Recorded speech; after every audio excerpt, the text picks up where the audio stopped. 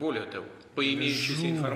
le rôle d'unité de couverture. Et d'après les informations des renseignements, nous voyons que les nationalistes, les bandéristes mettent des systèmes d'artillerie en plein milieu des quartiers d'habitation pour provoquer des tirs en réponse de l'armée russe sur des immeubles d'habitation. Ils font la même chose que font les terroristes. Ils utilisent les personnes qui vivent dans ces quartiers comme boucliers vivants pour ensuite accuser les Russes. Et cela se fait suite au conseil qu'ils reçoivent de différents consultants étrangers, y compris américains. Je m'adresse une nouvelle fois aux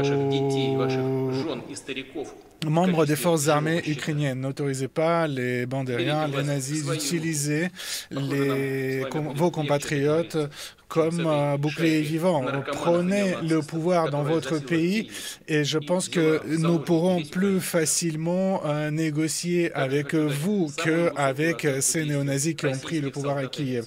Je voudrais aussi donner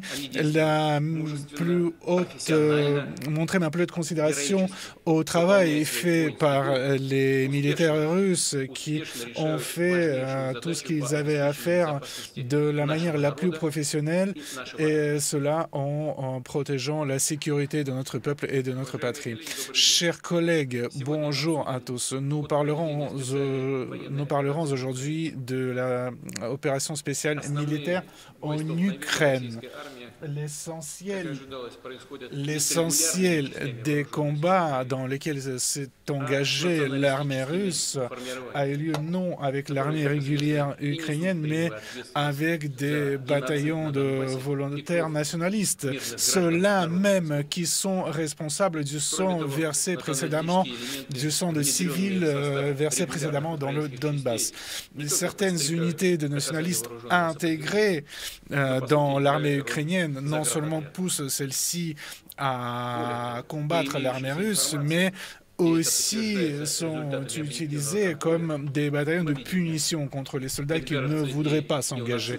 Nous voyons également que les néo-nazis, les bandériens mettent des systèmes d'artillerie lourde en plein milieu de quartiers d'habitation, y compris à Kiev et à Kharkiv.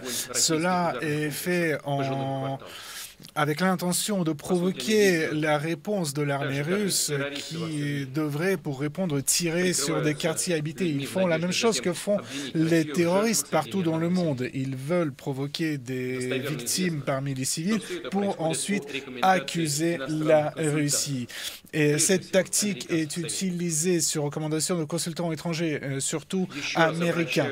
Je m'adresse à nouveau aux membres des forces armées ukrainiennes.